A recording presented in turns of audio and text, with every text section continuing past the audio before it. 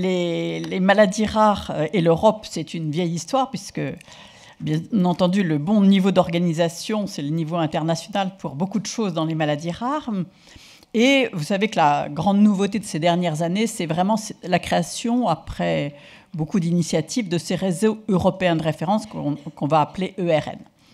Alors, ce qui est intéressant, c'est de regarder ce qui s'est passé avec l'établissement des ERN, parce qu'ils étaient liés à une politique européenne légale sur les soins transfrontaliers, qui dépassent tout à fait les maladies rares. Eh bien, il se trouve que les centres qui sont constitutifs des ERN ont une base légale aussi. Et cette base légale, je pense que beaucoup de gens en France, puisqu'on va parler de la France, n'ont absolument pas réalisé ça, dans les hôpitaux, les gens qui ont signé les conventions, etc. Ils n'ont pas réalisé qu'en réalité, ce n'étaient pas des centres qui participaient à un projet européen de recherche ou de santé publique qui avait un début, une fin, un financement, et des gens qui se dévouaient pour les faire marcher. L'établissement devenait un nœud d'un réseau européen ayant une base légale où les patients pouvaient demander des deuxièmes avis, aller consulter à travers les frontières. Et donc, ça nous donne beaucoup de force pour imposer en France que les centres de référence qui sont des nœuds de ces ERN aient les moyens de remplir leur mission, parce que, en plus de tout ce qui a été déjà décrit pour les filières et les activités de centre de référence et les activités du PNMR3, les pauvres nœuds français ont en plus à contribuer à faire vivre ces réseaux européens. C'est une action supplémentaire qui est très coûteuse en temps. Et donc, en réalité, il faut veiller, nous, en France, puisqu'on parle de ça, à ce que les autorités françaises comprennent bien ça, que les établissements comprennent bien ça, et que dans la description du système de santé français, il y ait une description des nœuds des ERN qui sont en France. Et en particulier quand le centre coordinateur est français. Et donc, il faut qu'il y ait des ressources allouées à ces centres. Alors, on est déjà loin d'avoir les ressources qu'il faut pour faire marcher le système français, mais en fait, il en faudrait aussi pour faire marcher ces ERN. Ça, c'est mon premier message. Donc, il y a du lobbying politique à faire. Alors, actuellement, les ERN sont à la fois lancés, merveilleux, ça fait très bien sur le papier. En fait, moi je vais parler très franchement parce qu'on est entre nous, voilà. Les ERN sont très hétérogènes, c'est-à-dire qu'il y a des réseaux de collaboration qui existaient depuis 20 ans dans le domaine de la recherche ou du soin, et donc les gens avaient déjà des façons de fonctionner ensemble qui étaient bien établies et se connaissaient bien, puis des ERN qui se sont créés quand il y a eu un appel d'offres et donc qui ont tout à construire. Il y a des spécialités médicales où il y a plus d'argent que dans d'autres. Il y a des spécialités médicales qui ont l'argent de l'industrie, etc. Bon. Donc il y a des grandes inégalités au niveau des ressources et aussi du savoir-faire. Parce que être capable de coordonner et de travailler à l'international, ça s'apprend. On n'est pas bon tout de suite. Et donc il y a des ERN qui sont plus expérimentés que d'autres. Et ensuite, selon où est le centre coordinateur, où sont les principaux nœuds, dans quel pays, est-ce que c'est un pays qui a une tradition de soutien aux maladies rares ou non, eh bien, ça change beaucoup les choses parce que il faut que vous réalisiez la chance que vous avez d'être en France. La France est le pays le plus développé en termes de politique maladies rares, de soutien, de motivation. Et ça se sent énormément dans les ERN. Quand on écoute les collègues qui sont en République tchèque, je ne parle même pas de la Bulgarie ou de la Roumanie, eh bien, ils vous disent à quel point c'est compliqué pour eux d'arriver à contribuer à ces projets-là parce qu'ils n'ont même pas le soutien de base et la reconnaissance dans leur pays, sachant que la plupart des pays n'ont pas de centre de référence maladies rares officiel. Donc déjà, les collègues dans les autres pays ont à se faire accepter comme centre de référence par leur propre gouvernement avant de pouvoir déjà contribuer. Et donc, en ce moment, on est dans un débat dans les ERN parce que les autres pays européens sont en train de découvrir l'intérêt d'avoir des réseaux de centres experts c'est en gros une transposition de nos filières, mais à l'échelon de l'Europe. Et donc, ils voudraient être très inclusifs, c'est-à-dire qu'il y ait beaucoup d'hôpitaux qui participent, et même des petits hôpitaux, puisqu'ils sentent bien que c'est la façon de structurer le système de santé. Sauf que si on est un très gros réseau, on ne sait plus le coordonner, on ne sait plus le faire vivre, on ne sait plus travailler ensemble. Et donc, il y a une balance à trouver entre être très inclusif et être trop gros et finir par ne plus arriver à travailler. Donc, le débat, il est là. Il ne faudrait pas que les associations de malades poussent trop, parce que c'est eux qui poussent beaucoup, c'est elles qui poussent beaucoup. Il ne faudrait pas trop faire grossir ces ERN pour l'instant, tant qu'il n'y a pas plus d'expérience et que les procédures ne sont pas plus en place. Et donc, il vaudrait mieux avoir une réflexion à l'intérieur des ERN sur quelles sont les grandes thématiques sur lesquelles, les grandes maladies sur lesquelles il y a une vraie valeur ajoutée à l'échelon européen et commencer par ça avant d'ouvrir à trop de maladies. Alors, quelles sont les pistes pour l'avenir ? D'abord, les ERN sont en train de réaliser exactement ce que nous, on a réalisé en France au moment du deuxième plan maladie rare, c'est que c'était bien gentil d'avoir des centres de référence, mais il fallait avoir une filière de soins qui aille jusqu'aux malades, et donc c'est comme ça qu'on a créé les filières maladies rares. Eux, les ERN sont en train de... L'Europe ou la Commission européenne réalise que c'est complètement idiot d'avoir 24 filières qui s'appellent des ERN et qui refont 24 fois exactement les mêmes choses, et que donc il faut de la transversalité. Comme il y a de la transversalité interfilière, il y a de la transversalité dans les ERN qui se met en place. Et donc tout le monde a les mêmes problématiques de registre, tout le monde a les mêmes problématiques de communication, etc., etc. Et donc, il faut absolument mettre beaucoup, beaucoup de choses en commun. Alors ça, ils découvrent l'eau chaude, mais c'est bien qu'ils le découvrent, hein. Et donc, il y a eu des débats très intéressants au mois de novembre, quand il y a eu une réunion de tous ces réseaux. Et tout d'un coup, tout le monde a pris conscience qu'en réalité, le bon niveau d'organisation pour arriver à trouver des moyens et à ce que les choses marchent, c'était les hôpitaux. C'est-à-dire qu'en réalité, les ERN, ce ne sont pas des réseaux entre experts, ce sont des réseaux entre établissements. Et que donc, ce qu'il faut, c'est que les établissements se sentent partie prenante de ça, comprennent leur intérêt, parce que c'est aussi valorisant pour un hôpital universitaire d'être un nœud européen et d'être reconnu comme de niveau européen, et que ces établissements, du coup, investissent, mettent les moyens, leur informatique, leur service de communication, etc., au service de cette mission. Et donc, c'est le bon cadre, et il faut que vous compreniez ça, parce que vous pouvez aider en France à ce que les établissements qui ont des nœuds ERN, qui ont des centres de référence qui participent aux ERN, ces établissements doivent s'emparer du sujet. Il ne faut pas résoudre les problèmes pour eux, il faut les motiver et les faire venir à notre problématique.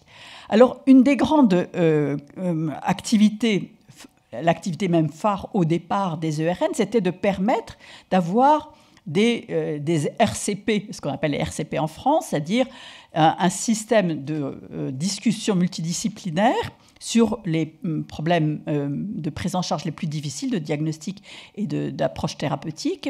Et donc, la Commission européenne a mis à disposition un outil qui s'appelle le CPMS, Clinical Patient Management System, où les centres doivent s'enregistrer, les médecins doivent s'enregistrer et puis dire quels sont les collègues avec lesquels ils veulent discuter sur des cas. Et ensuite, il y a l'outil informatique. Alors là, ça démarre tout doucettement. Ça, c'était le bilan à la fin de 2018. Vous voyez que pour la France, il y a 116 médecins qui sont enregistrés pour participer à des CPMS. C'est pas énormément, voilà, mais on est quand même dans les pays qui se participent le plus, avec l'Italie et l'Allemagne, c'est assez normal, et le Royaume-Uni malheureusement, voilà. On est les 4 grands pays, donc c'est normal qu'on participe beaucoup. Mais toujours est-il que mon message, c'est que ce CPMS a des contraintes technologique, c'est-à-dire c'est un système informatique. Je me demande si dans l'appel d'offres le cahier des charges qui a été rédigé pour l'outil français de CPMS, vous avez tenu compte de la compatibilité avec le CPMS européen.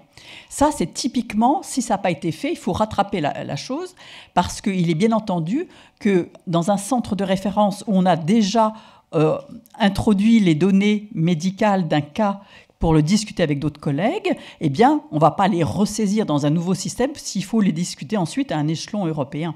Donc, il faut absolument réfléchir maintenant, au niveau français, à être constamment en phase avec les outils qui sont développés à un échelon au-dessus, l'échelon européen. Donc, il faut revoir l'utilisation du CPMS aussi. L'outil existe, il est bien, il va évoluer, parce qu'il y a beaucoup de fonctionnalités qui n'étaient pas encore optimales. Par exemple, les données de neuroimagerie n'étaient pas prévues comme il faudrait, alors que, par exemple, dans nos maladies neurologiques, ça a une importance cruciale, mais ça va évoluer en 2019. Mais surtout, il y a aussi le problème du remboursement de l'activité, parce que si nos centres de référence, qui sont déjà pas bien payés, doivent contribuer à faire des réunions multidisciplinaires européennes pour des malades qui sont en Hongrie, en Hollande, en Norvège, en Bulgarie, je veux dire, il faut qu'ils puissent être compensés dans leur contribution par le pays qui a demandé un avis. Et donc, ça, c'est discuté actuellement. Bien sûr, tout le monde reconnaît que c'est indispensable. C'est possible puisque ces ERN ont une base légale. Et ça dépend de décisions de ce qu'on appelle le Board of Member States, c'est-à-dire que les ERN sont gouvernés par un comité où il y a un représentant des ministères de la Santé des pays. Voilà. Donc, mon message, c'est important qu'on ne soit pas représenté par n'importe qui et quelqu'un de pas bien briefé, parce qu'ils s'y discutent des choses très importantes. Alors, nous, dans ce dispositif, quels sont nos atouts et qu'est-ce qu'on doit faire ? Alors, premièrement, je l'ai dit, nous sommes le pays le plus organisé, le plus financé, le plus motivé.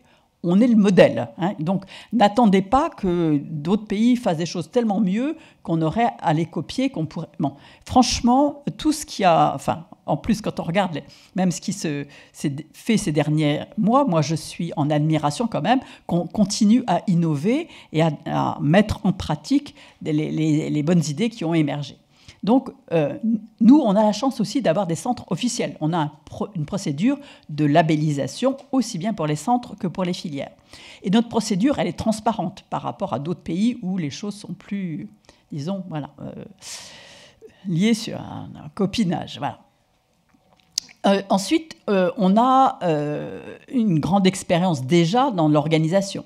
Et donc, on a une espèce de responsabilité de contribuer à tous les groupes de travail qui sont mis en place par la Commission européenne pour les ERN, parce que sincèrement, on fera gagner énormément de temps aux autres pays en leur parlant de notre expérience. Qu'est-ce qui a marché, qu'est-ce qui n'a pas marché. Et là, j'ai un petit appel aux collègues. Sincèrement, publiez vos expériences. Je trouve qu'il n'y a pas eu assez d'articles qui ont été publiés dans des journaux qui relatent les résultats, l'organisation française, ces résultats, les positifs, le négatif, qu'est-ce qui marche bien, qu'est-ce qui ne marche pas bien. Je veux dire, je sais bien que vous êtes tous débordés, mais sincèrement, un petit effort de communication internationale vous rendriez de grands services aux autres pays. Alors, qu'est-ce que nous, on peut gagner ? Parce que nous, on a plein de choses à donner, mais est-ce qu'on a des choses à recevoir ? Oui, on a des choses à recevoir, parce qu'il y a quand même quelques trucs qui se font bien au niveau européen. Dans ces ERN, il y a des groupes de travail, par exemple, par maladie. Et je vois qu'il se publie maintenant régulièrement des recommandations pour la pratique clinique, des algorithmes de diagnostic, et que ça, c'est discuté entre les meilleurs experts européens. Je suis admiratif, parce que je suis dans beaucoup de ces petits groupes de travail, juste pour regarder la méthodologie. Je ne connais rien en maladie neurologique, mais je regarde la méthodologie. Je vois qu'ils travaillent très bien, ils produisent. Il y a eu également une réflexion européenne sur les indicateurs de performance. Alors, en France, vous avez développé des indicateurs de performance pour les filières, les centres de référence, mais là aussi, avez-vous vraiment bien regardé si les indicateurs français étaient alignés avec les indicateurs européens? Ça serait dommage qu'il y ait des manques ou des divergences, parce que inévitablement, dans les années qui viennent, on va aller vers des systèmes unifiés. Donc, les indicateurs de performance pour les ERN doivent être pris en compte dans la façon dont la France évalue ses propres structures. Et la dernière chose dont je vais parler, c'est la plateforme RDRI pour les registres. Alors, je reviens sur ce que l'Europe a fait bien. Je dis, par exemple, les recommandations pour la pratique clinique qui sont publiées. Est-ce que en France, dans les filières, dans les centres de référence, vous les considérez et vous les adaptez? Je sais que quand vous faites un PNDS, bien entendu, vous en tenez compte, ça fait partie de la méthodologie, mais il y a plein de maladies pour lesquelles il n'y aura pas dans l'immédiat un PNDS. C'est mieux de faire une adaptation d'une recommandation européenne, même si ce n'est pas la méthodologie PNDS complète, si vous voulez, et que de ne rien avoir. Donc je me demande, c'est une question que je pose, est-ce que réellement vous utilisez toutes les guidelines qui sont produits à l'échelon européen pour les adapter au système français? Et ça, c'est un travail qui, je pense, est assez simple à faire. Et il y a une bonne veille scientifique qui est faite par Orpha News, donc vous n'avez pas besoin de chercher, c'est publié là. La même chose pour les ERN, maintenant, produisent des diagnostic flowcharts, c'est-à-dire qu'est-ce qu'il faut faire par maladie, voilà, par quoi il faut commencer, quels sont les panels, etc. Bon, je suppose que vous allez vous en servir, mais je me dis que ça devrait, à chaque fois, ça devrait être traduit et publié, parce que franchement, regardez ça, c'est ce que publient les ERN, c'est pas très convivial comme façon de présenter les choses, ça pourrait être un petit peu mieux fait, mais tout ce travail qui a été le fruit d'une réflexion de haut niveau par des gens excellents, et d'un consensus, voilà, il faut le réutiliser au mieux chez nous. Voilà la diagnostic flowchart pour les ataxies, un autre exemple. Bon, je veux dire, il y a eu un consensus, voilà, est-ce qu'on ne pourrait pas le publier tel quel en français, un petit peu mieux dit simplement. Je vais terminer avec quelque chose qui se fait à l'échelon de l'Europe maintenant, après des années et des années de lobbying auprès de la Commission pour faire quelque chose pour aider les registres maladies rares. On n'a pas obtenu tout ce qu'on voulait du tout, mais il y a eu le 28 février le lancement de la plateforme ERDRI, qui est une plateforme mise en place par un centre de recherche de la Commission européenne en Italie, à Ispra, près de Milan, et qui offre quand même un certain nombre de services, dont au moins 2 sont très intéressants, je pense, pour la France. C'est en fait, ce qu'ils ont lancé, c'est une plateforme d'enregistrement des registres existants. Vous me direz, Orphanet le fait déjà depuis 15 ans, voilà, bon, c'est bien que la commission s'y mette, voilà. Mais il va y avoir plus d'informations qu'il y en a actuellement dans Orphanet, nettement plus. Qu'est-ce qu'il va y avoir dedans? Il va y avoir l'inventaire des registres maladies rares européens, mais pour chaque registre, il y aura un certain nombre d'items renseignés sur ses caractéristiques principales et une description sommaire du contenu du registre. Mais surtout, le registre devra enregistrer ce qu'on appelle ses métadonnées. Qu'est-ce que c'est que les métadonnées? C'est que quand vous constituez une collection de données médicales ou scientifiques, vous définissez des variables que vous allez renseigner. Chaque variable est ce qu'on appelle une métadonnée, et vous avez une définition de ce que vous voulez récolter là, comment vous le définissez, comment il faut l'écrire, est-ce que c'est un menu déroulant, est-ce que c'est oui-non, est-ce que c'est une échelle, est-ce que c'est une mesure, voilà. Ça s'appelle une métadonnée, c'est-à-dire c'est une variable bien définie avec des renseignements sur la façon dont elle sera codée. Et donc, la plateforme européenne, elle propose que chaque registre mette ses métadonnées, sans mettre les données des patients du tout, juste la façon dont c'est enregistré. Et ça, c'est extrêmement précieux. Pourquoi?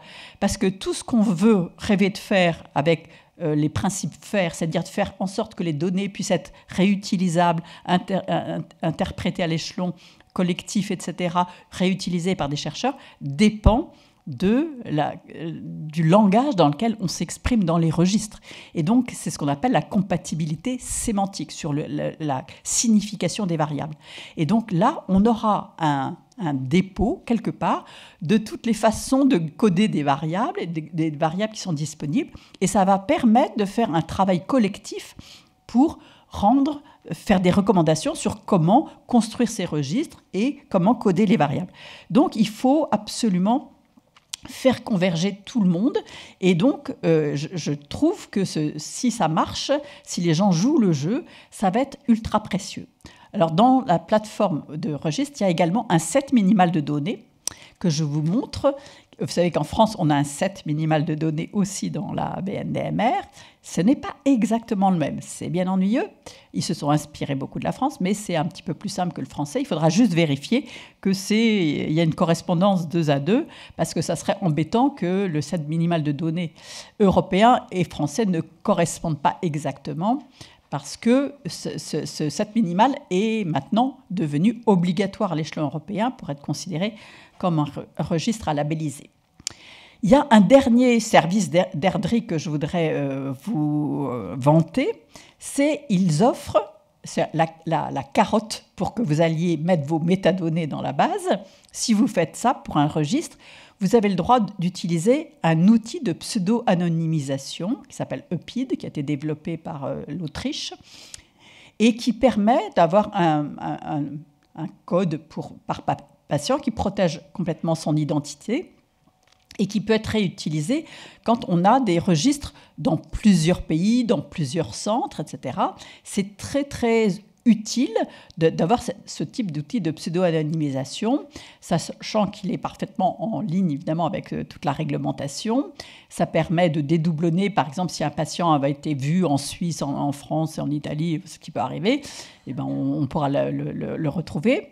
Et ensuite, ça permet de préserver, évidemment, l'identité, mais aussi, à l'échelon du centre qui a utilisé ça, le centre conserve une correspondance et donc on peut retourner vers l'identité de la personne, mais simplement au niveau du centre médical qui a pris en charge cette personne. Donc ça sera mis à la disposition de tous les registres qui mettront leurs données dans Airdrie. Donc à la fin, j'ai quelques messages pour clore avant qu'on aille déjeuner. Premièrement, il faut absolument que Brain Team, et je sais qu'ils le font, collaborent de façon régulière et très fluide avec l'ERN, maladie rare neurologique, parce que je vous dis, je pense que chacun doit rester en ligne avec les autres. Nous, la France, on contribue beaucoup à donner les idées, mais quand il y a des décisions qui sont prises à l'échelon européen sur des normalisations, etc., il faut on essaye de faire redescendre ça sur la France. Ensuite, il faut contribuer par votre lobbying à la compréhension des hôpitaux et des hôpitaux universitaires et les pousser à se fédérer en association. Il y a une association des hôpitaux universitaires et c'est à l'intérieur de ça qu'ils devraient développer un groupe de travail maladies rares, etc. Et ça nous servira beaucoup.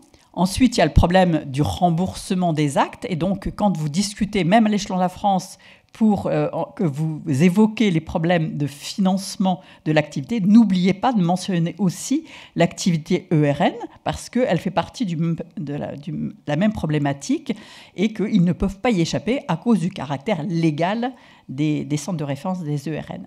Et ensuite, traduire, diffuser, utiliser tout ce qui est produit à l'échelon européen. Et de même, pour les recommandations de l'IRDIRC, cette plateforme internationale de recherche sur les maladies rares, qui a énormément aussi de documents de grand intérêt, la France doit vraiment regarder, essayer de traduire et d'utiliser tout ce qui est produit. Et donc, j'espère que vous pousserez les registres que vous connaissez à s'enregistrer sur Airdrie, parce que moi, ça me fait rêver de penser qu'on aura une base de données de toutes les métadonnées dans les registres maladies rares qui permettront à ceux qui créent de nouveaux registres de bien travailler et qu'on aura enfin des informations à utiliser pour la recherche et faire progresser les soins. Voilà, merci.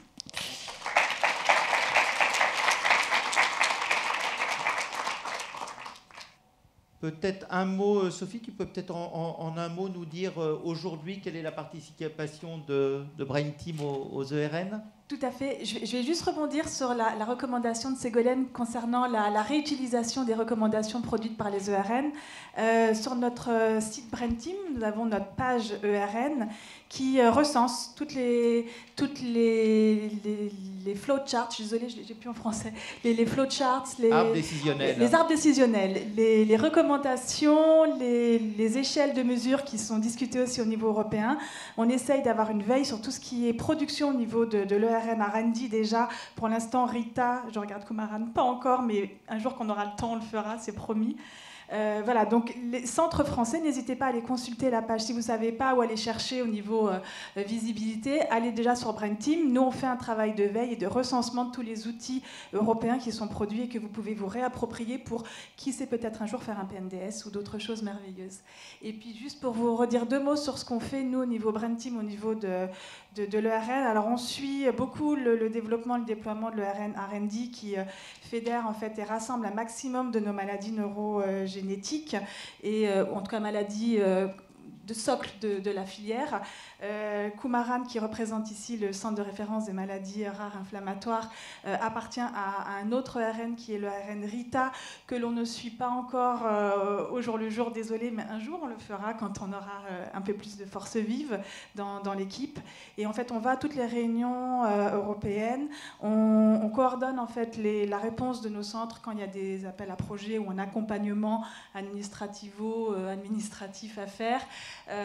On essaye de faire des digests et des synthèses de ce qui se dit pour le faire redescendre à nos centres français. Là maintenant, on essaye d'avoir une veille un peu plus suivie sur ce qui se passe au niveau européen pour le remettre sur le site Brain Team. Enfin, voilà, on essaye de les accompagner au mieux avec la petite équipe qu'on est et on essaye de faire au mieux. Voilà.